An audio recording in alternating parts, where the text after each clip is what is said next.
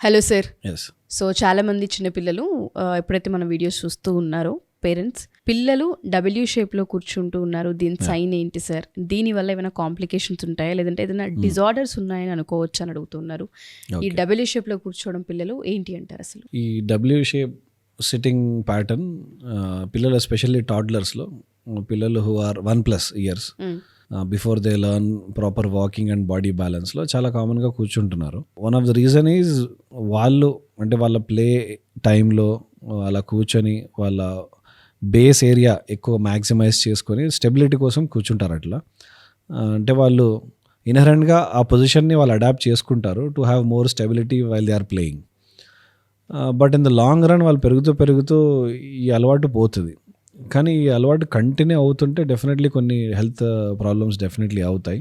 It is a sign that వాళ్ళ body tone, muscle tone పెద్దగా స్ట్రాంగ్గా లేదు, వాళ్ళకి బ్యాలెన్స్ రావట్లేదు.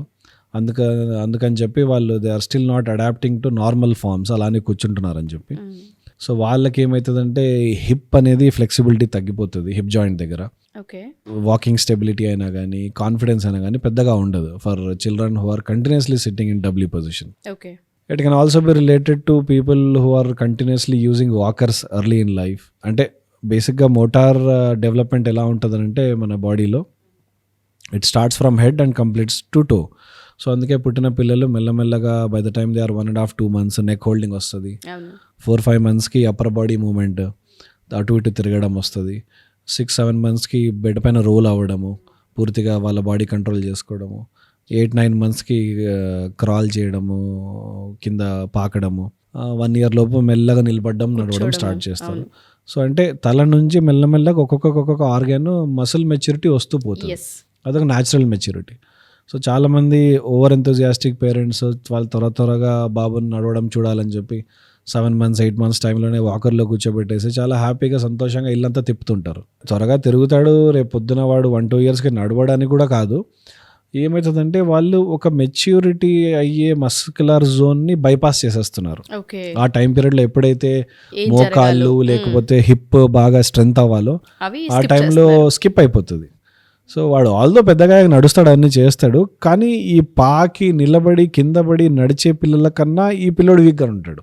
సో ఈ పిల్లలు who try to complete the entire process they will have very strong core body. వాళ్ళ అబ్డామినల్ మసిల్స్ అయినా, వాళ్ళ హిప్ మసిల్స్ అయినా, వాళ్ళ థై మసిల్స్ అయినా డెఫినెట్లీ ఎక్కువ స్ట్రాంగ్ ఉంటాయి than compared to children who have used walkers. So ఇలాంటి పిల్లలు they might adapt W sitting for a very longer period, due to which ఇలా ఈ నీస్ ముందు పెట్టి ఫీట్ వెనకాల పెట్టి డబ్ల్యూ పొజిషన్లో కూర్చొని హిప్ ఏమవుతుందంటే టోటల్లీ ఇంటర్నల్లీ రొటేటెడ్ అయిపోతుంది. అలా చాలా ఎక్కువగా లాంగ్ టర్మ్ బేసిస్లో కూర్చుంటే హిప్ మోషన్స్ అనేది తగ్గిపోతుంది. సో ఇలాంటివి తగ్గియాలనంటే ఏం చేయాలంటే ఎక్కువ ప్రొలాంగ్ అవుతుందంటే వాళ్ళని మనం బాస్పెట్లు వేసి కూర్చోబెట్టాలి, లేకపోతే చెక్క ముక్కలు వేసుకొని కింద కూర్చోబెడతారు కదా, అలాంటి పొజిషన్స్కి పిల్లల్ని అడాప్ట్ చేయడానికి ట్రై చేయాలి, అలవాటు మార్చాలి. హిప్ అప్పుడు ఓపెన్ అవుతుంది. హిప్ ఓపెన్ అయినప్పుడు mobility and range of motion కూడా పెరుగుతుంది. అప్పుడు ప్రాబ్లీ వాళ్ళకి ప్రాబ్లమ్స్ ఉండకపోవచ్చు.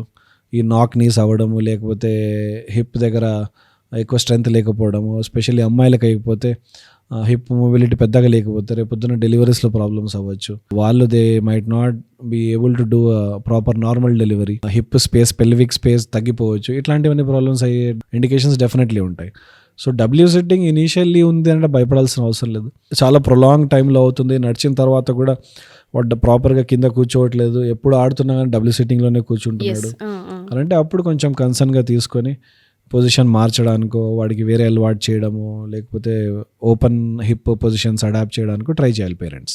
సైకలాజికల్గా ఎటువంటి అంటే ఇబ్బంది ఉంది హెల్త్ అని సైన్ ఏం కాదు కదా సార్? అట్లేం కాదు. అంటే రీసెంట్గా చాలామంది డబ్ల్యూ సిట్టింగ్ని ఆటిజంతో రిలేట్ చేశారు. ఆల్దో ఆటిస్టిక్ పిల్లలు కూడా కూర్చుంటారు, but it is not the only sign. Confirm కాదు. వేరే ఫీచర్స్ కూడా ఉన్నాయి. స్పీచ్ డిలే ఉంది, సోషల్ అబ్నార్మాలిటీ ఉంది, ఐ కాంటాక్ట్ లేదు, ఇట్లాంటి మల్టిపుల్ అదర్ ఫీచర్స్తో పాటు కూడా వస్తుంది అన్నప్పుడు డెఫినెట్లీ లింక్ చేయొచ్చు. బట్ యాజ్ సచ్ ఈ టాడ్లర్ లేకపోతే ఇన్ఫాంట్ 1 year పిల్లలు, 1.5 year పిల్లలు ఇలా కూర్చుంటున్నారంటే there is no harm in parents reaching to a doctor to get evaluated for everything. Autism కూడా ఎవాల్యుయేట్ చేయించుకుంటే, ఎందుకంటే ఈ ఆటిజంలో early therapy will give better results.